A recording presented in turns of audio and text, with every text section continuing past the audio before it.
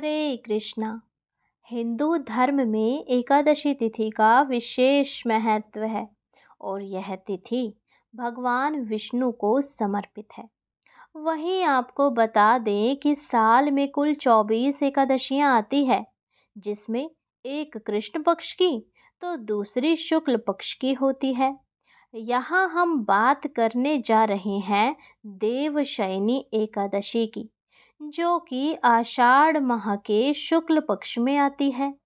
आपको बता दें कि इस साल देवशयनी एकादशी 17 जुलाई को मनाई जाएगी। वही मान्यता है कि इस दिन से भगवान विष्णु क्षीर सागर में 4 महीनों के लिए शयन करने के लिए चले जाते हैं, जिस कारण शुभ कार्य जैसे कि शादी विवाह, गृह प्रवेश, नामकरण संस्कार, मुंडन संस्कार जैसे शुभ कार्यों पर रोक लगा दी जाती है। आइए विस्तार से जानते हैं देवशयनी एकादशी तिथि, शुभ मुहूर्त और इसके पीछे का कारण। यदि आप हमारे चैनल पर नए हैं तो चैनल को सब्सक्राइब करें, वीडियो को लाइक करें, जितना हो सके वीडियो को शेयर करें ताकि हम लोगों के मन में भक्ति जगा पाएं। वैदिक पांचांग के अनुसार आषाढ़ शुक्ल एकादशी की तिथि की शुरुआत 16 जुलाई रात्रि 8:32 से होगी। वहीं इसका समापन 17 जुलाई को रात्रि 9:01 पर होगा। इसीलिए उदया तिथि को ध्यान में रखते हुए एकादशी का व्रत 17 जुलाई को रखना ही शुभ रहेगा। देवशयनी एकादशी का शुभ मुहूर्त। पंचांग के मुताबिक देवशयनी एकादशी के दिन पूजा का शुभ मुहूर्त 5:34 से शुरू होगा। इसके बाद सुबह 11 बजे तक आप भगवान विष्णु और माता लक्ष्मी की पूजा आराधना कर सकते हैं। देवशयनी एकादशी पर अनुराधा नक्षत्र के साथ सर्वार्थ सिद्धि योग, अमृत सिद्धि योग, शुभ योग और शुक्ल योग जैसे योगों का निर्माण हो रहा है, जिससे इस दिन का महत्व और भी बढ़ गया। देवशयनी एकादशी धार्मिक महत्व।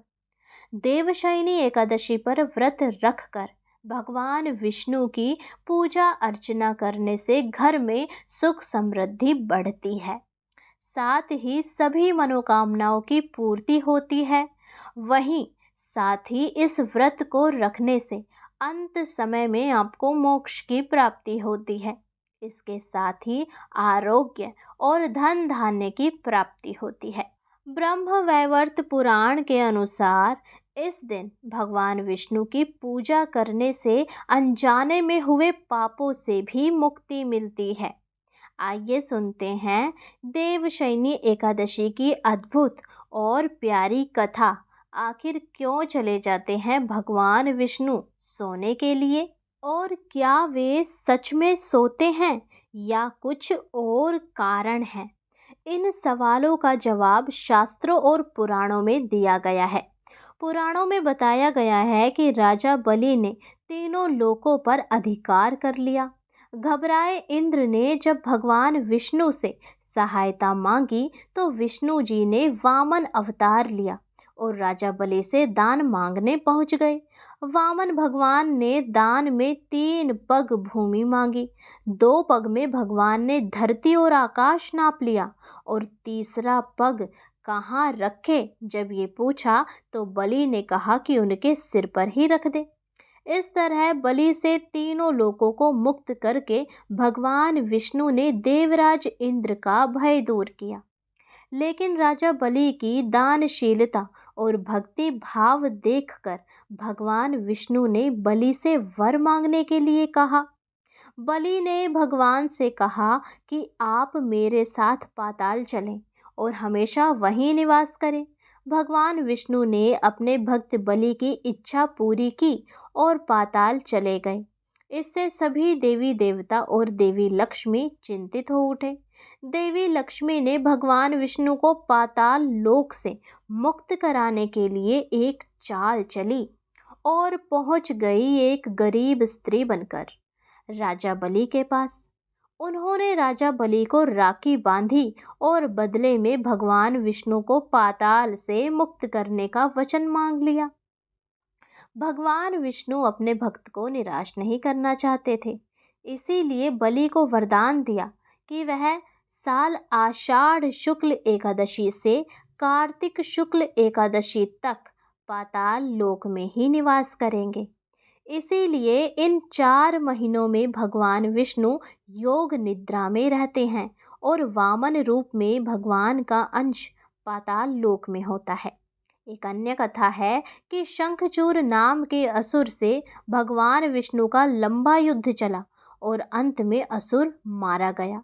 युद्ध करते हुए भगवान बहुत थक गए और तब भगवान शिव को त्रिलोक का काम सौंपकर भगवान विष्णु योग निद्रा में चले गए। इसीलिए इन 4 महीनों में भगवान शिव की ही पालनकर्ता भगवान विष्णु के काम भी देखते हैं। यही कारण है कि सावन में भगवान शिव की विशेष पूजा की जाती है, क्योंकि उस समय कर्ता धर्ता भगवान शिव को ही माना जाता है। ये थी कथा कि आखिर क्यों भगवान विष्णु जाते हैं पाताल लोक में। आशा करती हूँ आपको ये कथा अच्छी लगी हो। हमारे चैनल को सब्सक्राइब करें, जितना हो सके वीडियो को शेयर करें और कमेंट में जय श्री हरि भगवान भोलेनाथ की जय अवश्य लिखें। जितना हो सके हमारी वीडियो को सपोर्ट करें, हमारे चैनल को सपोर्ट करें, ताकि हम आपके लिए ऐसी ही अद्भुत कथाएं लेकर आते रहें।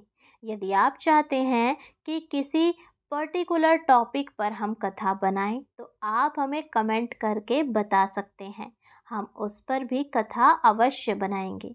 तब तक के लिए इस वीडियो को ढेर सारा प्यार दें, सपोर्ट दें। हरे कृष्णा।